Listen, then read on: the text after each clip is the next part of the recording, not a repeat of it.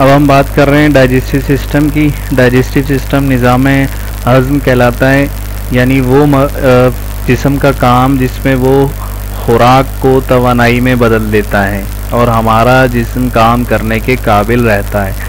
ये सारा process digestive system कहलाता है। डाइजेस्टिव सिस्टम जो है आपका वो इन 4 हिस्सों पर मुश्तमिल होता है। नंबर 1 5 हिस्सों पर मुश्तमिल होता है। Number 1 mouth, number 2 food pipe, number 3 stomach, number 4 small intestine, number 5 large intestine. अगर हम अपने जिस्म में डाइजेस्टिव सिस्टम की बात करें तो वो देखें इस तरह मौजूद होता है। वो जो डाइजेस्टिव सिस्टम जो है यहाँ से शुरू होकर यहाँ पर ख़त्म होता है, वो हमें अपनी बॉडी में कुछ इस तरह नज़र आता है। अब हमने ये जो 5 पार्ट देखे हैं, अब इनके बारे में भी हम पढ़ते हैं और ये जानते हैं कि यह क्या किरदार अदा करते हैं। देखिए, नंबर 1 है हमारे पास माउथ। मुंह डाइजेस्टिव सिस्टम का वो हिस्सा है जो खुराक को छोटे छोटे हिस्सों में तकसीम करने में मदद देता है। यानी जब भी हम खाना मुंह में डालते हैं तो उसे चबाते हैं। इस चबाने के प्रोसेस के साथ साथ इस खाने में शामिल होता है एक ख़ास किस्म का सलाइवा जो हमारे मुंह में बनता है, और ये सलाइवा इस खुराक को हज़म करने में और निगलने में, यानी गले से नीचे उतारने में मदद करता है ताकि खुराक चिकनी हो जाए। अच्छा, अभी हमने बात करी माउथ की कि मुंह वो हिस्सा है जिसमें खुराक छोटे छोटे हिस्सों में तकसीम होती है और सलाइवा इसमें शामिल होकर ये कहाँ चली जाती है, इस पाइप में इस पाइप या ट्यूब में चली जाती है। ये पाइप हमारा कहलाता है एसोफेगस या फूड पाइप कहलाता है।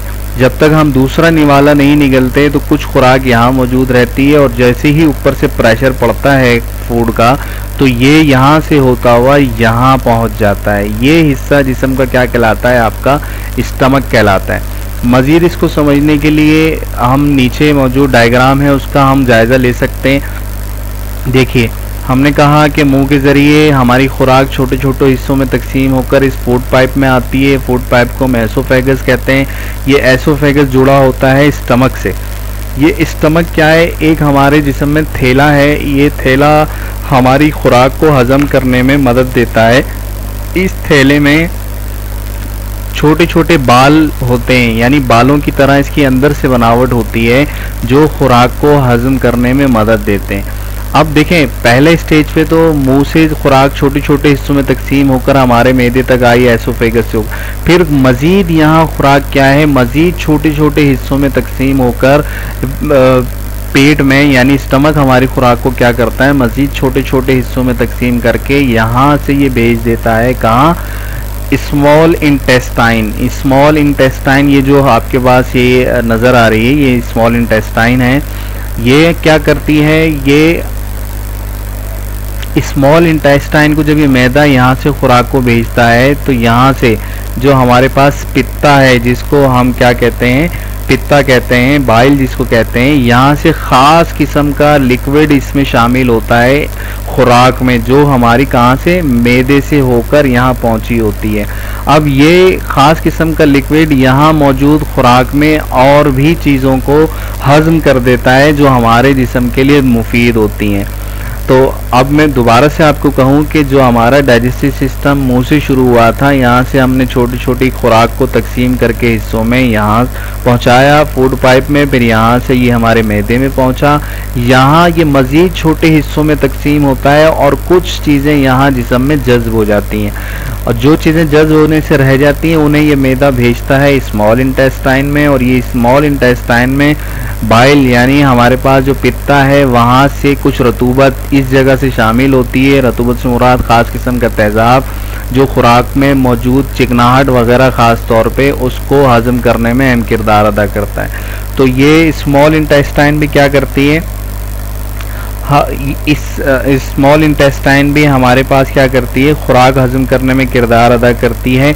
अब जो खुराक मैदे से होकर यहाँ आई थी ये इन सारी स्मॉल इंटेस्टाइन में घूमती रहती है, सारी स्मॉल इंटेस्टाइन में घूमती रहती है। और ये भी हमारा क्या है, जिस तरह मैंने स्टमक के बारे में बताया, इसके अंदर छोटे छोटे बाल की तरह के पार्ट्स होते हैं जो खुराक में से तवानाई को जज्ब करते हैं। इसी तरह स्मॉल इंटेस्टाइन में भी इसी तरह के बाल मौजूद होते हैं जो खुराक में से ज़रूरी चीज़ों को जज्ब कर लेते हैं। इस सारे प्रोसेस से गुजर के बिल आखिर ये खुराक हमारी पहुंचती है लार्ज इंटेस्टाइन में। ये जो आउटलाइन पे आपको ट्यूब नज़र आ रही है ये लार्ज इंटेस्टाइन है। लार्ज इंटेस्टाइन में खुराक जब पहुंचती है जब उसमें कुछ भी काम की चीज़ें बाकी ना रहें, यानी कुछ खुराक हमारे स्टमक में हज़म हो गई थी, फिर यहाँ से चली वो स्मॉल इंटेस्टाइन, फिर वो यहाँ हज़म हो गई, लेकिन खुराक में कुछ चीज़ें ऐसी होती हैं जो हमारा जिस्म हज़म नहीं कर पाता, तो वो बिल आखिर कहाँ धकेल दी जाती हैं, लार्ज इंटेस्टाइन में धकेल दी जाती हैं। और यहाँ ये कुछ देर रहने के बाद हमारे जिस्म से बाहर निकल जाती हैं रेक्टम के ज़रिए, अनस के ज़रिए। अनस हमारे लार्ज इंटेस्टाइन का वो हिस्सा है जो बाहर की जानिब खुलता है। तो देखें स्टूडेंट, हमने इसको समझने की कोशिश करी कि डाइजेस्टिव सिस्टम क्या है। डाइजेस्टिव सिस्टम एक बहुत ही ज़रूरी अमल है हमारे जिस्म के लिए। अगर ये सिस्टम हमारा सही काम ना करे तो हमारी बॉडी को तवानाई नहीं मिलेगी। खुराक की सूरत में जो हम खाते हैं उससे हमें तवानाई मिलती है। इसकी छोटी सी मिसाल ये है कि अभी रमज़ान गुजरे, आप रोज़े रखते होंगे, तो जब आप शाम का टाइम आता है तो आपका बॉडी जो है बहुत वीक महसूस होती है, आपका काम करने का दिल नहीं करता, आपकी तबीयत चिड़चिड़ी हो जाती है, आपको गुस्सा आने लगता है। ऐसा इसलिए होता है कि आपकी बॉडी को एनर्जी चाहिए और आप दे नहीं रहे, लेकिन जैसे ही आप अफ्तार कर लेते हैं, खाना खाते हैं, तो आपकी बॉडी को एनर्जी मिलना शुरू हो जाती है और आप फिर हशाश बशाश नज़र आने लगते हैं। तो डाइजेस्टिव सिस्टम देखें स्टूडेंट हमारा इन हिस्सों पर मुश्तमिल होता है। माउथ हमारा ये रहा, एसोफेगस, फूड पाइप हमारा ये रहा, इसी तरह फिर ये थैलानुमा जो हिस्सा हमारे जिस्म का है जिसे हम स्टमक मैदा कहते हैं, फिर यहाँ से खुराक होकर जाती है स्मॉल इंटेस्टाइन जो यहाँ लाइट येलो कलर से जाहिर है, इसमें आकर बाइल से, ये बाइल यहाँ मौजूद होता है, पित्ता इसको कहते हैं, कुछ ख़ास किस्म के तेज़ाब शामिल होते हैं। फिर यही खुराक यहाँ मज़ीद जज्ब होकर हज़म होकर कहाँ चली जाती है, लार्ज इंटेस्टाइन में चली जाती है और यहाँ से बिलाखिर एक अरसे के बाद, कुछ वक्फे के बाद हमारे जिस्म से बाहर निकल जाती है। इस सारे सिलसिले को हम क्या कहते हैं, डाइजेस्टिव सिस्टम कहते हैं।